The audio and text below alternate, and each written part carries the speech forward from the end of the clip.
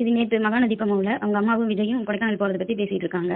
சரிப்பா எப்போ கிளம்பலாம் அப்படின்னு, இன்னைக்கு கூட போகலாமா இல்லை நாளைக்கு காலையில் கிளம்பலாமா அப்படின்னு கேட்டுட்டு இருக்கும்போது, இன்னைக்கு நடக்க போகிறது மகாநதி தீபமாவில். அப்படி பேசிகிட்டு இருக்கும்போது காவேரி ரூமுக்கு வர்றாங்க. ரூமுக்கு வந்தோடனே என்ன அப்பா பிள்ளைலாம் வந்து அப்படியே ஐக்கியம் ஆயிட்டீங்க உங்கள் அம்மா கூட ஏவோம் அப்படின்னு சொல்லிட்டு கேட்க, நீயே வா காவேரி உனக்காண்டி தான் நான் காத்துட்டு இருந்தேன் ஏத்த அப்படின்னு கேட்க, பாரு எங்கள் அம்மா உனக்காண்டி என்னென்ன வாங்கி வச்சிருக்காங்க காவேரி அப்படின்னு விஜய் சொல்ல, என்னென்ன வாங்கி வச்சிருக்காங்க இங்கே பாரு வந்து அப்படின்னு சொல்லிட்டு உள்ளே கூட்டிகிட்டு வராப்புல விஜய்.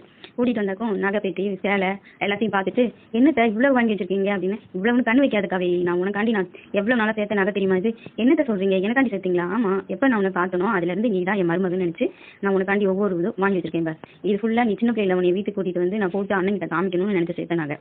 இது அம்மா வயசுல இருக்கும்போது நான் உனக்கு வாங்கினது.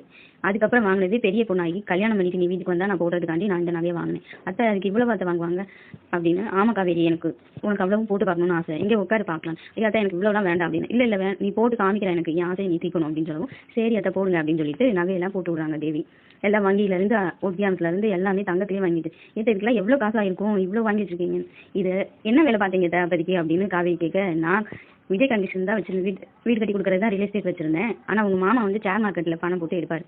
அப்படி போட்டு எடுத்தப்ப அப்போதைக்கு ஒரு எப்பயும் மாதத்துக்கு 2-3 பார்ப்பாரு. அப்போதைக்கே ரொம்ப நல்லா போயிட்டு இருந்துச்சு ஷேர் மார்க்கெட்டு. அப்போ தான் இந்த நகையெல்லாம் காசு பணம் வாங்கி நான் அந்த நகையெல்லாம் வாங்கி வச்சேன்.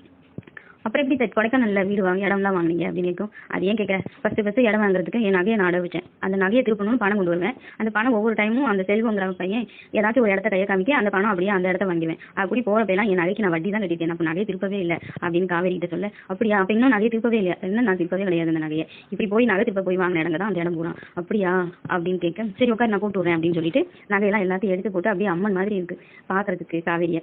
ஏம்மா இது என்னம்மா அம்மன் மாதிரி ஆக்கி வச்சம்மா என் முன்னாடி மாதிரியே தெரியல அப்படின்னு விஜய் சொல்ல, பரவாயில்லடா நான் இதெல்லாம் கல்யாணத்துக்கு உங்களுக்கு கல்யாணத்தன்னைக்கு தங்கமாக போட்டு ஜொலிக்க வைக்கணும் என் மருமகளை நான் நினைச்சு வாங்கினது, ஆனால் அதை நான் பார்க்கவே கொடுத்து வைக்கலையே, அதான் இப்போ போட்டு பார்க்குறேன் அப்படின்னு சொல்லவும், பாட்டி அப்படி எனக்கு இல்லையா பாட்டி அப்படின்னு கேட்க, அம்மா உனக்கு இருக்குடா நான் வச்சிருக்கேன் அப்படின்னு சொல்லிட்டு, ஆமாம் பேட்டிக்கு மருமகள் அப்போ எனக்குமா அப்படின்னு விஜய் கேட்க, உனக்கு நல்லா உனக்கு எப்படா நான் வாங்க இருப்பேன் அப்படின்னு சொல்லிட்டு விஜய்க்கு ப்ரெஸ்லெட்டு செயின் மோதிரம் எல்லாத்தையும் விஜய்க்கு அவ்வளோ என்னமோ ஜூலை மாதிரி அள்ளி போட இது பூராமே உனக்கு வாங்கினதாண்டா அப்படின்ட்டு, என்னம்மா இப்படி பைத்தியமாக பண்ணி வச்சிருக்கீங்க, பைத்தியம் எல்லாம் சொல்லாதீங்கடா உங்கள் மேலே நான் வச்சிருந்த பாசம்னு சொல்லுங்களா அப்படின்னு சொல்லி தேவி சொல்லிட்டு இருக்க, சிரிப்பு தான் வருது விஜய்க்கு. அம்மா எனக்கு நினைச்ச சிரிப்பு தான் வருது, இப்படி யாராச்சும் பண்ணுவாங்களாமா அப்படின்னா, ஆமா எனக்கு ஆசை நான் செஞ்சேன் அப்படின்னு சொல்லிட்டு எல்லாத்தையும் பிள்ளைகளுக்கு பேத்திக்கு மகனுக்குன்னு எல்லாம் போட்டு அளவு பார்க்க, தேவி தீர்ந்துச்சாவும் ஆசை அப்படின்னு சந்திரன் கேட்க, சரியா போச்சு ஏன் நம்ம இவ்வளோ நேரம் இதை கேட்கறது தான் யோசிச்சுட்டு இருந்தீங்களா அப்படின்ட்டு தேவி கேட்க, ஆமா தேவி ஏதோ கொஞ்சம் இதெல்லாம் எப்போ வாங்கினேன் எனக்கே தெரியாம அப்படின்னா, அதெல்லாம் உங்களுக்கு தெரியாம தான் வாங்கி வச்சேன், போவேன் கடைக்கு ஏதாச்சும் பார்த்தா நல்ல பொருளாக இருந்தால் வாங்கி வருவேன் அப்படின்னு சொல்லிட்டு தேவி சொல்லிட்டு இருக்கும்போது, சரி அம்மா இன்னைக்கு நைட்டு கிளம்பி நான் காலையில் போகலாமா நேரத்துலேயும் அப்படின்னு சொல்லுவோம். சரிப்பா அப்படின்ட்டு, சரி அத்தை இதெல்லாம் நான் அம்மாட்ட போய் காமிச்சிட்டு வரேன் அப்படின்ட்டு காவேரி கிளம்ப, சரிம்மா போய் காமி அப்படின்ட்டு, நீ மட்டும் எனக்கு காமிப்பேன் நானும் இருந்தா அம்மா நானும் வருவேன் அப்படின்ட்டு அம்மா சொல்ல, சரி வாங்க எல்லாரும் போவோம் அப்படின்னு சொல்லிட்டு வெளியே வந்து அம்மான்னு கூப்பிட சாரதா வெளியே வந்துட்டு, என்னடி கூப்பிட்டு இருக்க காவேரி அப்படின்ட்டு வருது சாரதா.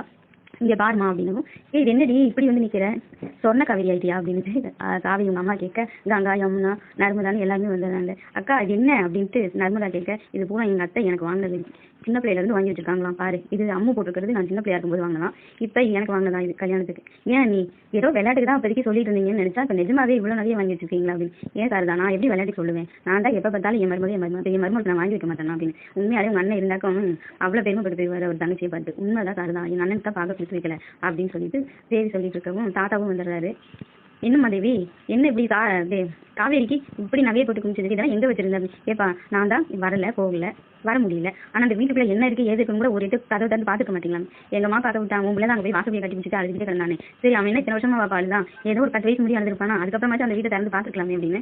இல்லைம்மா எங்களுக்கு அது தோணவே இல்லை, நீ இல்லைங்கிறத நினைச்சிட்டேவோ அந்த வீட்டுக்கு அந்த ரூமுக்கு போனால் உன் ஞாபகம் வருதுன்னு சொல்லிட்டு உங்கள் அம்மா அந்த பக்கமே போக மாட்டேனா, தெளிவிதான் மாதத்துக்கு 2 தடவை 3 தடவை அந்த வீட்டை க்ளீன் பண்ணுவாப்ல, மற்றபடி நான் அந்த பக்கம் போனதே இல்லைம்மா அப்படின்ட்டு தாத்தா சொல்லவும், சரியா போச்சுப்பா இப்படியா இருப்பீங்க, இதே நான் வரலைன்னா என்னப்பா இருக்குங்க நகையெல்லாம் அப்படின்னு, எல்லாம் உன் மகன் எனக்காச்சும் க்ளீன் பண்ணணும்னு நினைக்கிறப்ப அவன் பார்த்துப்பாமா அப்படின்னு சொல்லிட்டு இருக்காரு தாத்தா. இதுக்கப்புறம் நாளைக்கு பார்க்கலாம்.